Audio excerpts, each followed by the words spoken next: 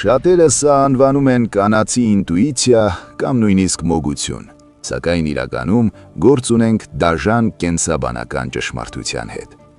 Կանանց հայտնի ռադարը վերացական զգացողություն չէ, այլ բացառիկ անատոմիական առավելություն։ Գիտականորեն ապացուցված է, որ կնոջ ուղեղում ակտիվորեն գործում է 14-ից 16 հատուկ գոտի, որոնք պատասխանատու են զրուցակցի վարքագիծն ու ոչ վերբալ ազդանշանները վերծանելու համար։ Համեմատության համար տղամարդկանց մոտ դրանք ընդամենը 4-ից 6-ն են։ Ահա թե ինչու է տղամարդու համար գրեթե անհնար հաջողությամբ ստել կնոջը։ Երբ տղամարդը փորձում է արդարանալ, նրա տրամաբանական տեքստը կարող է անթերի եւ համոզիչ հնչել, սակայն մարմինը դավաճանում է։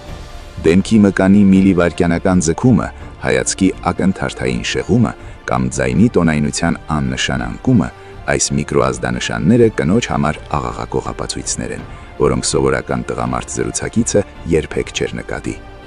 Սա էվոլյուցիոն անհրաժեշտություն է, ոչ թե քմահաճույք։ Դարեր շարունակ մայրերը պետք է հասկանային դեռևս խոսել չկարողացող մանկան անխոս պահանջները, կարդալով դիմացինին անձայն ռեժիմով։